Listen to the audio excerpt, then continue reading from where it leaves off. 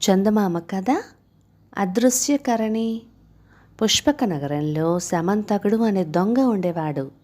వాడు రాత్రులు దొంగతనాలు చేస్తూ పగలు మర్యాదస్తుడిలాగా జీవించేవాడు.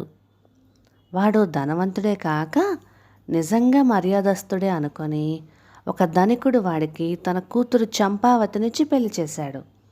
చంపావతి గుణవతి, శీలవతి, నీతిగా బతకాలని ఆశయం కలది.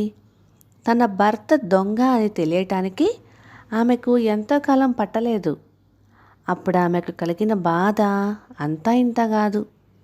భర్తను మంచి దారిలో పెట్టాలని ఆమె ఎంతగానో ప్రయత్నించింది, కానీ శమంతకుడికి భార్య మాటలు చెవికెక్కలేదు. కొన్నాళ్లకు చంపావతికి కొడుకు పుట్టాడు. వాడికి సుమనుడు అని పేరు పెట్టాడు శమంతకుడు. తండ్రికి వలని సుమనకుడు కూడా దొంగ అవుతాడేమోనని చంపావతికి భయం పట్టుకున్నది.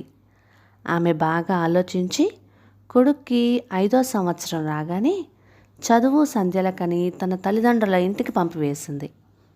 18 ఏళ్ళు వచ్చే వరకు సుమనుడు తాతగారింటనే పెరిగాడు. దొంగతనంలో కొడుకును తనంతటి వాణ్ణి చెయ్యాలని శమంతకుడు ఉబలాట పడిపోతున్నాడు. కొడుకు 18 ఏళ్ల వాడయ్యాడని తెలియగానే అతడు వెళ్ళి వాణ్ణి తన ఇంటికి తీసుకొచ్చాడు. చంపావతికి దిగులు పట్టుకుంది. ఆమె ఒకనాడు రహస్యంగా సుమనుడికి వాడి తండ్రి ఎలా బ్రతుకుతున్నది చెప్పి, నువ్వు నీతిగా ఏదో వ్యాపారం చేసుకుని బతుకు నాయనా, అంతేగాని నీ తండ్రిలా దొంగవు కాకూడదు అన్నదే నా కోరిక అన్నది. అలాగేనమ్మా అన్నాడు సుమనుడు సంతోషంగా. ఇది జరిగిన వారం రోజుల తర్వాత శమంతకుడు కొడుకుతో, డబ్బు సంపాదించడానికి ఎన్నో మార్గాలున్నాయి, వాటిలో ప్రముఖమైనది దొంగతనం. ఈరోజు నువ్వు నాతో వచ్చావంటే ఈ విద్యలోని సులువులన్నీ నీకు నేర్పుతాను అన్నాడు.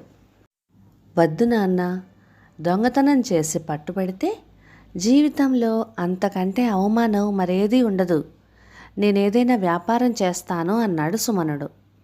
మూర్ఖుడా, వ్యాపారంలో తప్పక లాభాలు వస్తాయన్న నమ్మకం లేదు. అంతా దైవాధీనం. నా మాట విను, నా విద్య నేర్చుకో అన్నాడు శమంతకుడు కోపంగా. నాన్న, నేను వ్యాపారం ప్రారంభిస్తాను.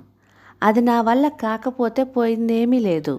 అప్పుడే దొంగతనాలు ఆరంభిస్తాను.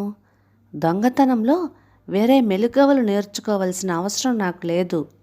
అదృశ్యకారణి అనే విద్యను అభ్యసించాను అన్నాడు. ఆ విద్య వలన నేను తలుచుకున్నప్పుడల్లా మాయం కాగలను.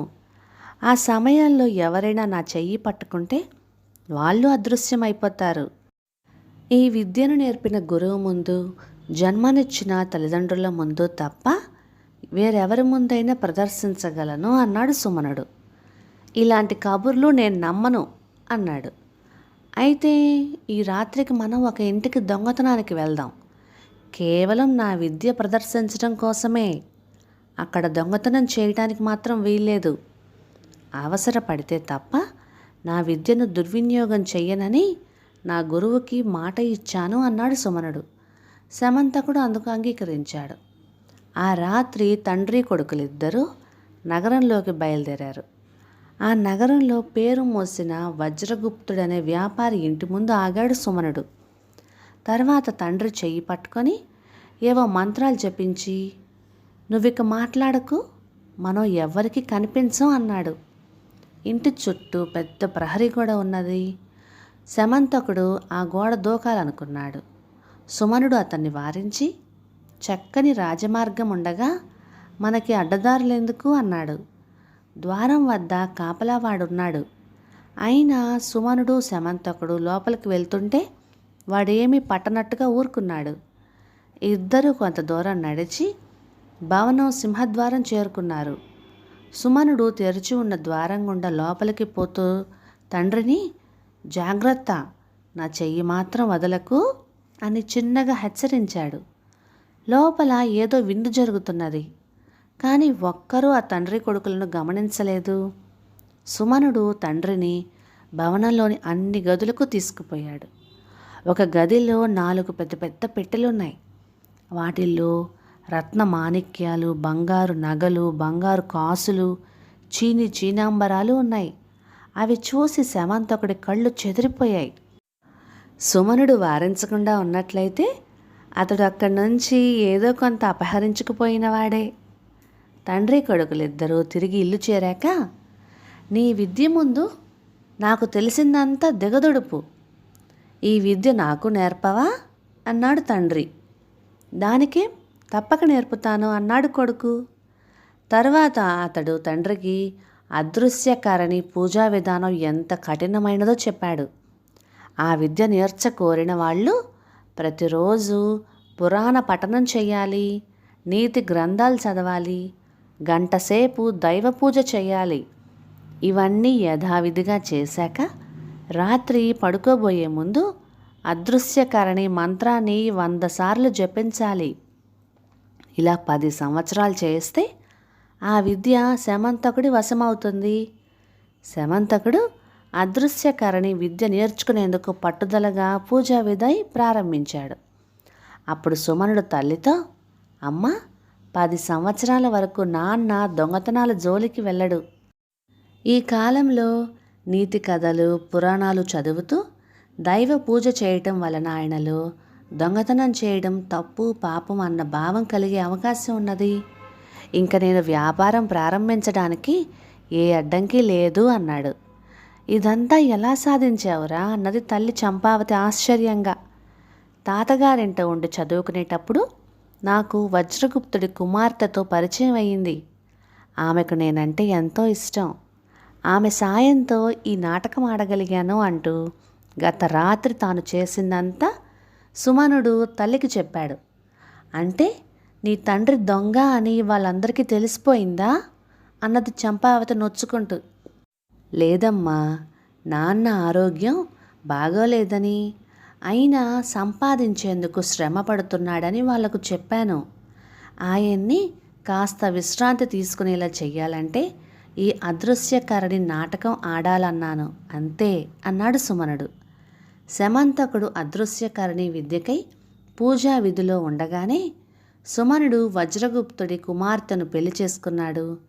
తర్వాత వ్యాపారంలోని మెలకువలన్నీ మామ దగ్గర నేర్చుకొని ఆ నగరంలోని గొప్ప వాళ్ళల్లో ఒకడయ్యాడు.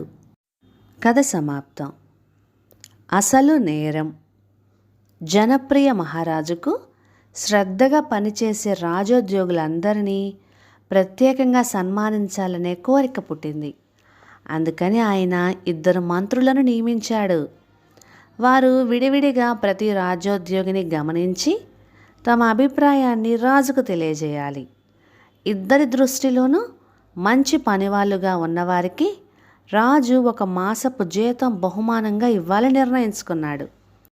1 మాసం పాటు మంత్రులిద్దరూ విడివిడిగా రాజోద్యోగులను గమనించి వారిని గురించి తమ అభిప్రాయాలు విడివిడిగానే రాజుకు సమర్పించారు. రాజు వివరాలన్నింటినీ శ్రద్ధగా చదివాడు. రాజోద్యోగులు మొత్తం 200 మంది. గోవింద మంత్రి దృష్టిలో పనియందు శ్రద్ధ గలవారు 50 మంది మాత్రమే. కానీ ఈశ్వర మంత్రి దృష్టిలో 150 మంది.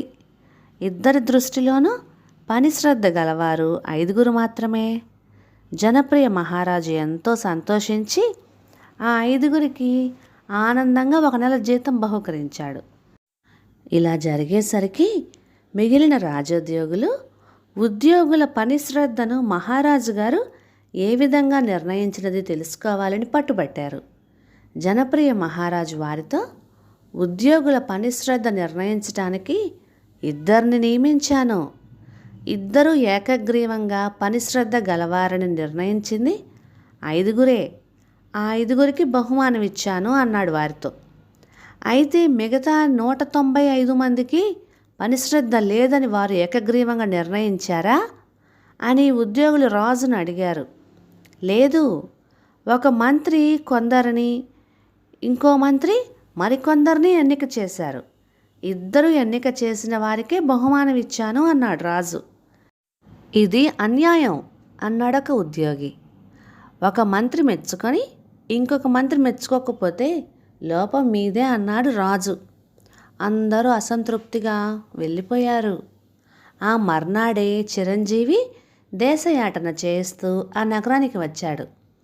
చిరంజీవి మహాజ్ఞాని అని విని ఉన్న మహారాజు అతన్ని ప్రత్యేకంగా రాజభవనానికి ఆహ్వానించి అతిథి సత్కారాలు చేశాడు. ఆయన చిరంజీవితో కథంతా చెప్పి ఒక మనిషి మీద ఇద్దరు మనుషులు నిఘా వేసి అభిప్రాయం చెప్పమంటే ఇద్దరూ చెరొక రకంగా చెప్పినప్పుడు ఎవరి అభిప్రాయాన్ని స్వీకరించాలి అని చిరంజీవిని అడిగాడు.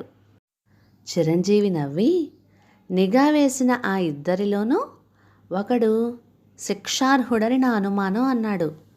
రాజుకు చిరంజీవి ఉద్దేశం సబబు అనిపించి విచారణ జరిపేసరికి ఈశ్వర మంత్రి ముందుగానే రాజోద్యోగులకు హెచ్చరించి లంచాలు స్వీకరించి లంచాలిచ్చిన వారి పేర్లు మాత్రమే తన నివేదికలో ఎన్నిక చేశాడని తెలిసింది.